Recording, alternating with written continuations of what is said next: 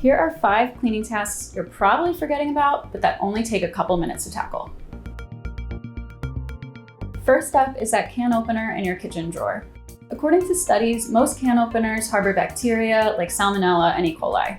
So here's how to disinfect it the right way. After every use, you want to wash the can opener with hot water and dish soap, making sure to clean the gears and the cutting wheel. And then, this is the important part, you want to dry it with a dishcloth and then let it air dry completely, leaving the handles open so that air can circulate around it. This will help prevent rust. Now, if you haven't kept up with cleaning your can opener and gunk has built up on it, clamp it onto a layered piece of paper towel and turn the handle to help remove any residue. To disinfect, combine 1 teaspoon of bleach with 1 gallon of hot water. Then spritz this mixture onto the can opener, including the gears, and let it sit for a few minutes before wiping away with a cloth. Then just rinse and thoroughly dry the can opener. And once your can opener is completely dry, prevent rust by applying just a small amount of food-grade mineral oil to the gears using a clean cloth. Up next, it's time to decrumb your toaster. As many people on TikTok have recently learned, the standard 2 to 4 slice toaster actually has a removable crumb tray. But if you don't know about this hidden compartment, you may still be shaking your toaster upside down to remove crumbs. Look at the bottom of your toaster for a handle that pulls out. Then carefully remove the crumb tray and dump the crumbs into the garbage.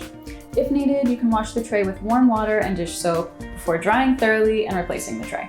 So you water your houseplant, you make sure it gets enough sunlight, but do you clean its leaves? Cleaning the leaves of your houseplant not only makes it look clean and shiny, but can also help it get more sunlight, aiding in photosynthesis. Plus, it can help remove pests.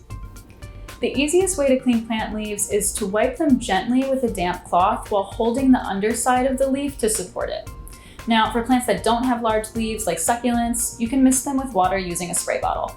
To make the plant leaves shiny, skip anything oily that can actually attract more dust.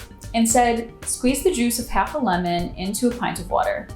Then dampen a cloth with the solution and use it to clean the leaves. The lemon juice is acidic, so it will help prevent mineral deposits from drying on the leaves, leaving them shiny and beautiful. If hearing someone tell you to dust the light bulbs in your home makes you roll your eyes, I don't blame you. But you might be surprised how all of the dust that accumulates on light bulbs can actually dim their glow over time, especially if you're using long-lasting LED bulbs that you might not change for years. With the light switched off, you can dust each bulb with a dry cloth first. Then, if there's any stubborn residue, you can unscrew the bulb and wipe it down with a barely damp cloth, being sure not to get any water into the electrical workings of the bulb.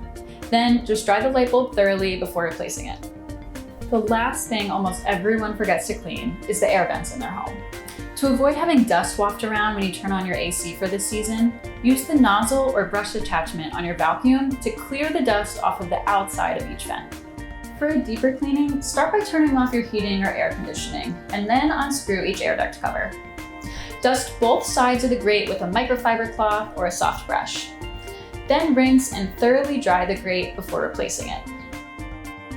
For more cleaning secrets, click subscribe so you won't miss an episode.